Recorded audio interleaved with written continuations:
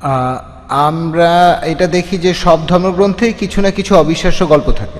যেমন ধরেন, কোরআনে আছে যে আবাবিল পাখিরা যুদ্ধক্ষেত্রে শত্রুদের উপরে পাথর ফেলছে, আর এই সব গল্প, এই গল্পগুলো বিশ্বাস করা বেশ শক্ত।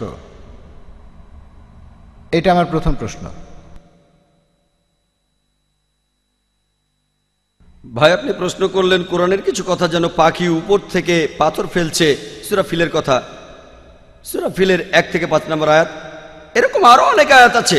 কোরআন বলছে শাক্কুল কামার, নবীজি মুহাম্মদ সাল্লাল্লাহু আলাইহি ওয়াসাল্লাম চাঁদকে 2 ভাগ করেছিলেন, মুসা আলাইহিস সালাম সাগরকে 2 ভাগ করেছিলেন। এগুলো কঠিন কাজ, হ্যাঁ, এগুলোকে বলে অলৌকিক। অলৌকিক কাজ হলো সেগুলো যেগুলোর কোনো ব্যাখ্যা মানুষ দিতে পারে না। মানুষের পক্ষে চাঁদকে 2 ভাগ করে ফেলা এটা অসম্ভব। আবার কোনো মানুষ সাগরকে 2 ভাগ করে ফেলবে, তার মধ্যে রাস্তা থাকবে, এটাও অসম্ভব। তাহলে এগুলোকে বলা হয় অলৌকিক। শুধুমাত্র ঈশ্বরই এটা পারেন, আপনি আমি পারবো না। আমরা এই কাজের ব্যাখ্যা দিতে পারবো না। আমরা শুধু একটা উপায় এটা প্রমাণ করতে পারি, যদি সেই সময়ে ফিরে যায়। এখানে বর্তমান থেকে আমরা অতীতে যেতে পারবো না। 3000 বা 4000 বছর আগে গিয়ে আমরা দেখতে পারবো না মুসা আলাইহিস সালাম সাগরকে ভাগ করেছিলেন কিনা। তাহলে কি করব? এই অলৌকিকগুলো আমরা অতীতে গিয়ে পরীক্ষা করতে পারছি না। কিন্তু পবিত্র কোরআনে এমন অনেক কথাই আছে যেগুলো এখন সত্যি প্রমাণিত হয়েছে। যেমন ধরুন, কোরআন বলছে বিজ্ঞান নিয়ে কথা, বিগ ব্যাং সম্পর্কে। কোরআন বলছে চাঁদের আলো তার নিজস্ব আলো নয়। কোরআন বলছে পৃথিবী বর্তুলাকার। কোরআন বলছে সূর্য প্রদক্ষিণ করে। 1400 বছর আগে মানুষ ভাবতো এগুলো কোন ধরনের কথা? চাঁদের নিজের কোনো আলো নেই, পৃথিবী বর্তুলাকার, এগুলো কি সত্যি? এগুলো বিগ ব্যাং এর কথা? এখন বিজ্ঞান অনেক উন্নত হয়েছে, এখন আমরা জানি সবই সত্যি। তবে অতীতে কি হয়েছে জানার জন্য অতীতে যেতে পারবো না। আমার যুক্তি বলে কোরআনে যে কথাগুলো আছে কিছু পরীক্ষা করা যায়, কিছু পরীক্ষা করা যাবে না। আমরা অতীতে যেতে পারবো না, তাহলে এই ব্যাপারগুলো কিছুটা অপরিষ্কার। আমরা বর্তমানে যেগুলো পরীক্ষা করতে পারি সেই কথাগুলোর মধ্যে যা কিছু পরীক্ষা করতে পারি, ধরেন 80% চেক করতে পারি। আমার যুক্তি বলে 80% কোরআনে যে কথাগুলো আছে পরীক্ষা করতে পারি, সেগুলো একেবারে 100% সঠিক। যেগুলো আমরা চেক করতে পারি তার মধ্যে 1%ও ভুল নেই। যদি বলেন এমন ঘটনা ঘটেনি, শুধু অতীতে গেলেই সেটা প্রমাণ করতে পারবেন।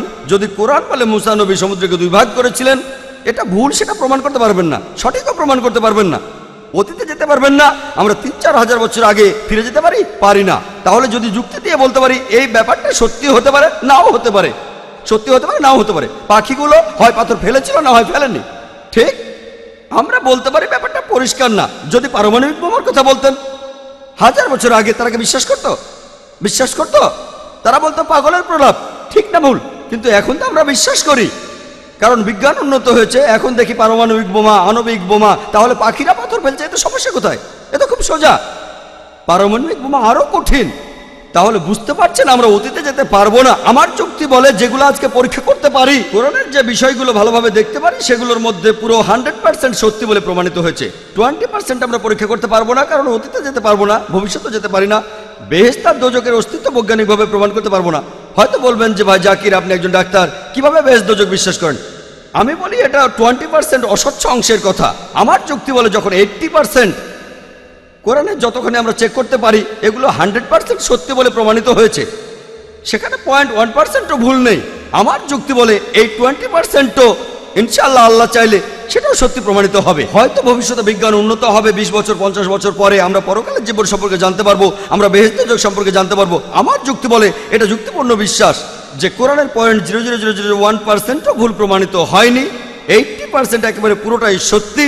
তাই আমার যুক্তি বলে যে ইনশাআল্লাহ বাকি 20% যেটা চেক করা যাচ্ছে না, অতীতে ফিরে গিয়ে বা ভবিষ্যতে গিয়ে ইনশাআল্লাহ সেগুলো সত্যি হবে। আশা করি উত্তরটা পেয়েছেন।